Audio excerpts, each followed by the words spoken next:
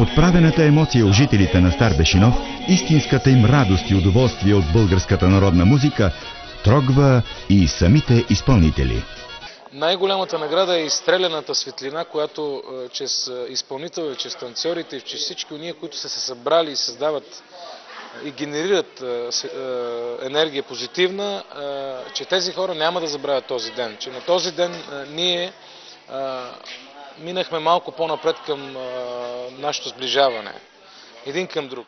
Илия Луков използва празника на Стар Бешинов, за да обяви идеята си за пътуващ събор на българския фолклор, обичаи и традиции. Целта на събора, който ще се провежда не само в България, но и навсякъде по света, където живеят наши сънародници, е да съхранява и поддържа българското самосъзнание, като същевременно популяризира сред чужденците културата и бита ни. Предложих до година, тук на тази нова красива сцена, да се направи,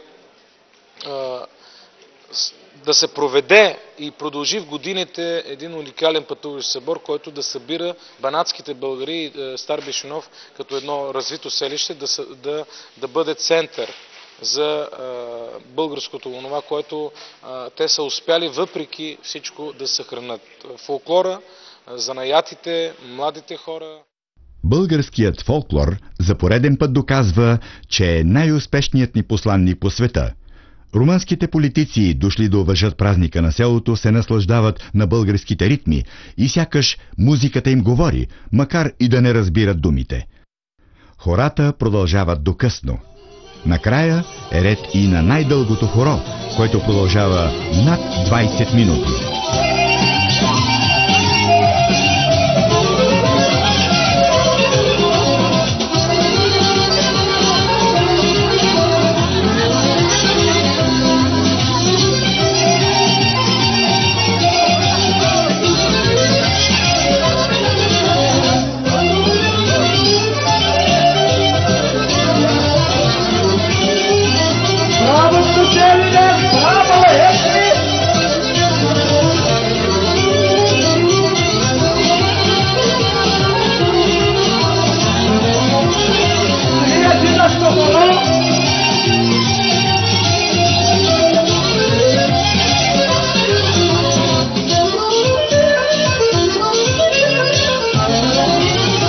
Песните на Илия Луков и Любка Рондова са завладели изцяло душите на банатските българи и ще ги владеят още дълго след края на спектакъла, чрез силната си енергия.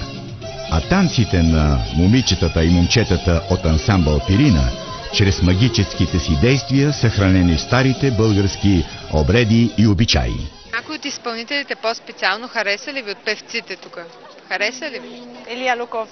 Той най-вече. Защо? Има добър глас и има... Знае да занимава гласа си.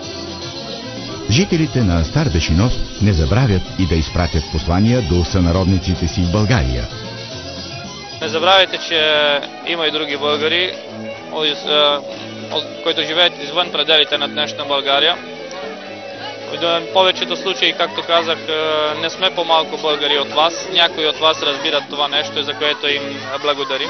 Поздравявам по този случай всички българи от България и им пожелавам всичко хубаво.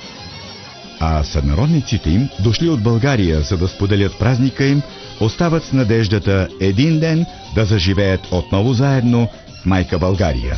И си мисля, че няма да е далече сигурно времето, когато те самите ще дойдат при майка България, както се казва, ще я населят, ще искат да се върнат към нея, към корените си, защото факта, че те 270 години са съхранили корените си, съхранили се този автентичен стар български език, който наистина те вълнува, говори за нашия силен дух, за това, че действително ние българите можеме и наистина сме дали нещо на света.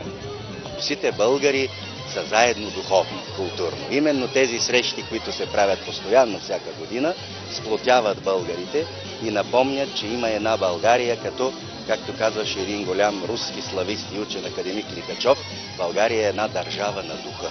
Това е по-важното, отколкото териториална общност и обединение.